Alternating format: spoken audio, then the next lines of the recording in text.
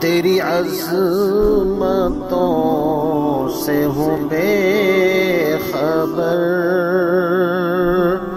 یہ میری نظر کا قصور ہے۔ اعوذ باللہ من الشیطان الرجیم، بسم اللہ الرحمن الرحیم۔ فی الدنیا والآخرہ وَيَسْأَلُونَكَ عَنِ الْيَتَامَى قُلْ إِصْلَاحٌ لَهُمْ خَيْرٌ وَإِن تُخَالِطُوهُمْ فَإِخْوَانُكُمْ وَاللَّهُ يَعْلَمُ الْمُفْسِدَ مِنَ الْمُصْلِحِ وَلَوْ شَاءَ اللَّهُ لَأَعْنَتَكُمْ إِنَّ اللَّهَ عَزِيزٌ حَكِيمٌ۔ صدق اللہ العظیم۔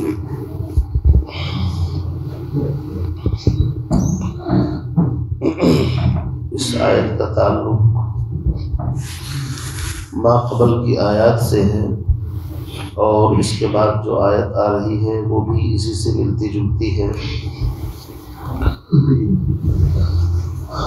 اس سے پہلی آیات میں چونکہ جہاد اور قتال کا تذکرہ چل رہا تھا اور اللہ کے راستے میں خرچ کرنے کا، تو ظاہر بات ہے جب انسان اپنا جان مال سرمایہ لے کر کے دین کی سربلندی کے لیے نکلتا ہے تو جان کا نذرانہ بھی پیش کرنا پڑتا ہے، مال بھی خرچ ہوتا ہے۔ تو اب ایک انسان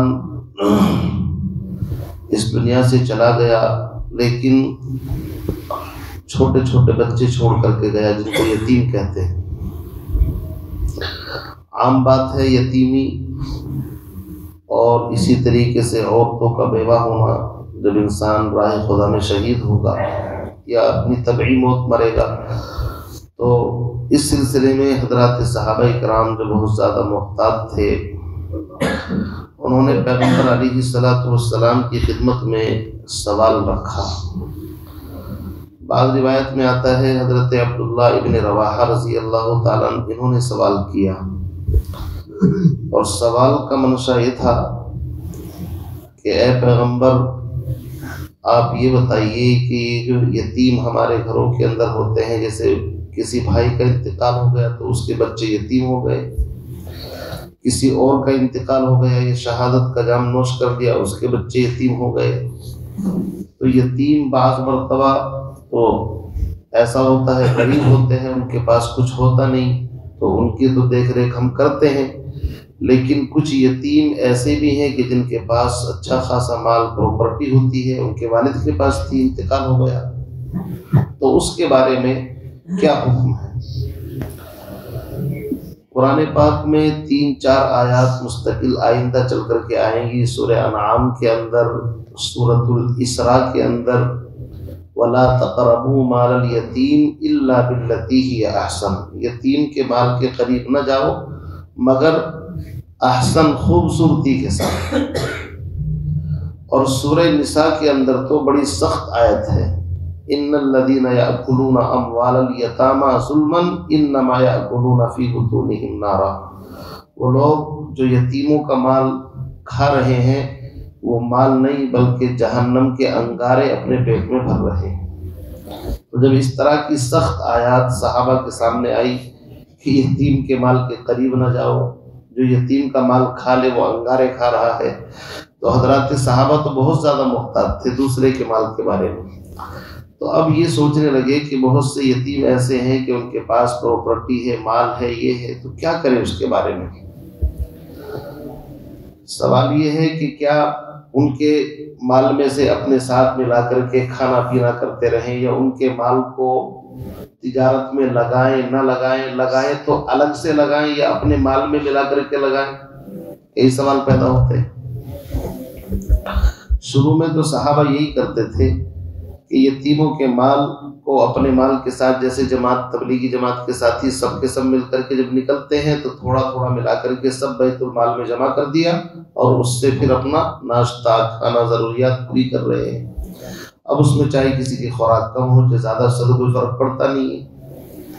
لیکن جب یہ آیات صحابہ کے سامنے آئی تو حیرت زدہ ہو گئے کہ اگر ہم یتیم کے مال کو اس طرح بالکل الگ کرتے ہیں تو صحابہ نے بالکل الگ کر دیا، ان کا کھانا بھی الگ، پینا بھی الگ یہ۔ اب اس میں کیا ہوتا، بعض مرتبہ کھانا بچ گیا تو پھر اسی کو کھانا ہے، اور پھر بھی بچ گیا تو خراب ہو کر کے جائے گا، دوسرا کوئی کھا نہیں سکتا۔ اور ظاہر بات ہے اس طرح کی دقتیں اگر پیش آ جائے انتظامی امور کے اعتبار سے تو پھر یتیموں کو انسان بوجھ محسوس کرے گا، ان کو کوئی قریب نہیں لگائے گا۔ حضرت عائشہ فرماتی ہیں کہ میں یتیموں کے مال کو اپنے مال کے ساتھ ملاتی ہوں اور ان کو کھلاتی بھی ہوں، خود بھی کھاتی ہوں، اس میں مجھے کوئی کراہیت نہیں ہے۔ مقصد یہ ہے اللہ رب العزت نے یہاں پر سختی بھی کی ہے لیکن ساتھ ساتھ نرمی بھی کی ہے، یعنی ایک طریقے سے شعلہ اور شبنم دونوں کو اکٹھا کر دیا۔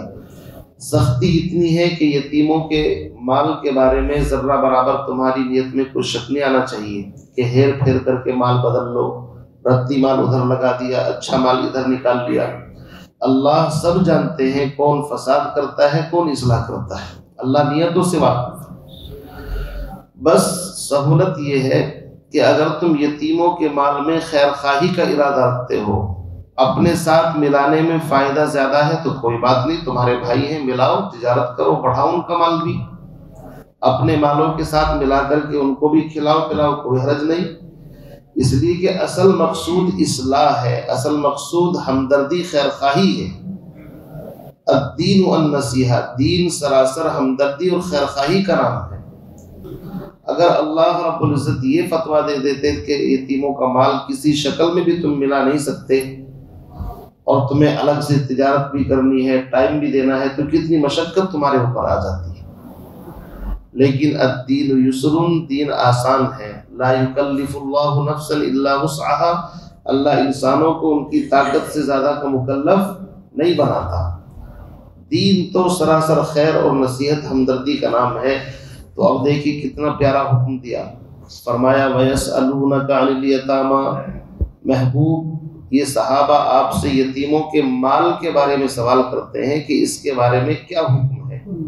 قل، آپ فرما دیجئے، اصلاح لہم خیر، ان کی اصلاح اور بہتری کے لیے تم جو بھی قدم اٹھاؤ وہ خیر ہی خیر ہے۔ مقصد کیا ہونا چاہیے؟ ان کے مال کی اور یتیموں کی ہمدردی ہونی چاہیے۔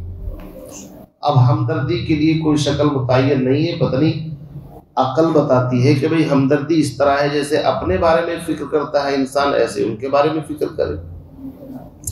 تو ایک جملے میں دریا کو پورا کوزے کے اندر سمات دیا، فرمایا قل اصلاح لہم خیر، اے نبی آپ ان کو جواب دے دیجئے ان کی اصلاح کے لیے جو بھی بہتر سے بہتر کوشش ہو سکتی ہو وہ تمہیں کرنی چاہیے، اسی کے اندر بھلائی ہے تمہاری۔ اچھا جی، آگے پھر ایک سوال کا جواب، جب انہوں نے بالکل برتن الگ کر دیے، کھانا پینا الگ کر دیا، اللہ نے تھوڑی رخصت اور ڈھیل دی، فرمایا وَإِن تُخَالِطُوهُمْ، اگر تم ان کے مال کو اپنے مال میں ملا لو، خلط ملط کر لو، اکٹھا کر لو ایک ہی جگہ پر، بیت المال کس طرح جیسے کر لیتے ہیں، فَإِخْوَانُكُمْ، تو اس میں بھی کوئی حرج نہیں، وہ تمہارے دینی بھائی ہیں، کیا ٹینشن ہے اس کے اندر؟ ہم نے پہلے ہی ایک حکم بتا دیا کہ ان کی اصلاح پیش نظر رہنی چاہیے، بس۔ آگے فرمایا بہت سے لوگ بڑے مکار بدماش ہوتے ہیں، اندر سے تو ہوتی ہے ان کی نیت کہ یتیم کا مال ہڑپ کر جائیں، لیکن باہر سے ڈھونگ رچاتے ہیں ہمدردی کا، خیر خواہی کا۔ اللہ نے اس کا جواب بھی دے دیا کہ دنیا کو دھوکہ دے سکتے ہیں لیکن ہمیں کوئی دھوکہ نہیں دے سکتا۔ واللہ یعلم المفسد من المصلح، بے شک یقیناً اللہ رب العزت مصلح اور مفسد، یعنی جو کون فساد چاہتا ہے اور کون اصلاح چاہتا ہے دونوں کو جانتا ہے۔ اگر تم یہ چاہو کہ ہم دنیا کو دھوکہ دے سکتے ہیں تو دنیا کو دھوکہ دے لو، لیکن ہم کو دھوکہ نہیں دے سکتے۔ اس لیے تمہاری نیتوں کے مطابق ہم معاملہ کریں گے۔ ہم جانتے ہیں کہ تم نے جھوٹ موٹ ہمدردی کا ڈھونگ رچا ہے یا حقیقت میں تمہارے دلوں کے اندر ہمدردی ہے۔ واللہ یعلم المفسد من المصلح۔ آگے اللہ رب العزت نے تھوڑی سی ایک طریقے سے کہہ لیجیے کہ بورڈ ٹائٹ کیا ہے کہ دیکھو ہم نے تم پر احسان کیا، اگر ہم چاہتے تو یہ بھی کر سکتے تھے۔ وَلَوْ شَاءَ اللَّهُ اور اگر اللہ چاہتا لَأَعْنَتَكُمْ تو تم کو مشقت تکلیف میں ڈال دیتا. کیسے؟ اللہ یوں کہہ دیتا یتیموں کا مال ایک رتی بھی اپنے مال میں نہیں ملانا، اور تجارت بھی تمہیں کرنی ہے، اور یہ بھی کرنا ہے وہ بھی کرنا ہے، نہیں تو پھر ہی کیا کر سکتے تھے ہم، پھر بھی کرنا پڑتا. لیکن اللہ رب العزت نے کہا انتظامی امور میں تمہیں زیادہ زبردستی کے اندر نہیں ڈالتا. اگر ان کے مال کو اپنے مال کے ساتھ ملا کر کے تجارت کرو، حساب کتاب برابر رکھو، ان کا نفع ان کو دے دو، ان کا اصل مال ان کو دے دو، اپنا الگ نکال لو، نو پرابلم، کوئی ٹینشن نہیں. وَلَوْ شَاءَ اللَّهُ لَأَعْنَتَكُمْ اور اگر اللہ چاہتا تو تم کو مشقت تکلیف میں ڈال دیتا، لیکن اللہ نے تم کو تکلیف میں ڈالنا نہیں چاہا. آگے فرمایا کوئی زیادہ ہوشیار اسمارٹ بننے کی کوشش نہ کرے، وہ یہ سوچے کہ میں تو یتیموں کا مال کھا بھی رہا ہوں اور میرا کچھ بگڑ بھی نہیں رہا ہے. بہت سے ایسے بھی ہوتے ہیں نا کہ میں تو کھا رہا ہوں لیکن میرا تو کوئی نقصان بھی نہیں ہو رہا، مجھے تو کچھ، بلکہ اور میں تو بڑھتا جا رہا ہوں آگے کی طرف. اللہ نے فرمایا ہم تھوڑی بہت ڈھیل دیتے ہیں. ڈھیل کا مطلب یہ نہیں کہ ہم پکڑ نہیں سکتے اس کو. ان اللہ عزیز، اللہ رب العزت غالب زبردست ہے، جب چاہے گا آسمان سے زمین پر پٹک کر کے مار دے گا. لیکن جلدی سے کیوں نہیں پکڑتا؟ حکیم حکمت والا بھی ہے، اس لیے آپے سے باہر نہیں ہوتا. انسان تو آپے سے باہر ہو جاتے ہیں، لیکن اللہ کا ہر کام حکمت کے مطابق ہے، ڈھیل دیتا رہتا ہے. آج سدھر جائے گے، چلو آج سدھر جائے گے، آج سدھر جائے گے. پھر اگر کوئی یہ سوچ لے کہ نہیں پکڑ آنے والی نہیں، تو ایسی بے وقوفی مت کرنا. ان اللہ عزیز، اللہ بڑے زبردست ہے. اس نے قارون کو جب پکڑا، اس نے فرعون کو پکڑا، شداد کو، نمرود کو، حامان کو. تاریخ پڑھ کر کے دیکھ لو. ان بطش ربک لشدید، تیرے رب کی پکڑ بڑی سخت ہے. ان ربک لبالمرصاد، تیرے رب کا کوڑا جب پڑتا ہے برستا ہے تو پھر چھٹی کا دودھ یاد آ جاتا ہے. اس لیے فرمایا کہ کوئی اس گمان میں نہ رہے کہ میں تو حرام مال کھا رہا ہوں یتیموں کا اور میرا کچھ بگڑ بھی نہیں رہا. ان اللہ عزیز، بے شک اللہ زبردست طاقت والا ہے، اور زبردست طاقت کے ساتھ ساتھ زبردست حکمت بھی ہے اس کے پاس. حکیم، دیکھو اگر کسی کے پاس صرف طاقت ہو، زبردست طاقت ہے، لیکن حکمت نہ ہو تو اس طاقت کا مس استعمال کر سکتا ہے آدمی. سمجھے نہیں؟ ایک آدمی ہے، اس کا کوئی بیٹا ہے اور باڈی بلڈر ہے، اچھا پہلوان، لیکن عقل سے کیا ہے؟ کم ہے. عقل ہے ہی نہیں، طاقت خوب ہے. تو عقل نہ ہونے کی وجہ سے اس کو طاقت کا پتہ نہیں. ہو سکتا ہے کسی دن ابا کی کولی بھر کر کے نیچے زمین پر پٹک دے. طاقت تو ہے لیکن عقل نہیں ہے. طاقت کا صحیح استعمال کرنا یہ حکمت کے مطابق ہونا چاہیے.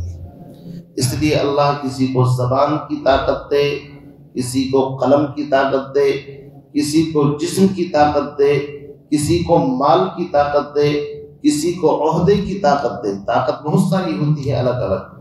ان طاقتوں کو حکمت کے ساتھ استعمال کرنا چاہیے. الل ٹپ نہیں کہ آج میں عہدے کے اوپر ہوں، کسی سے ناراض ہو گیا، چلو سسپینڈ، اس کو بھیجو ایسے.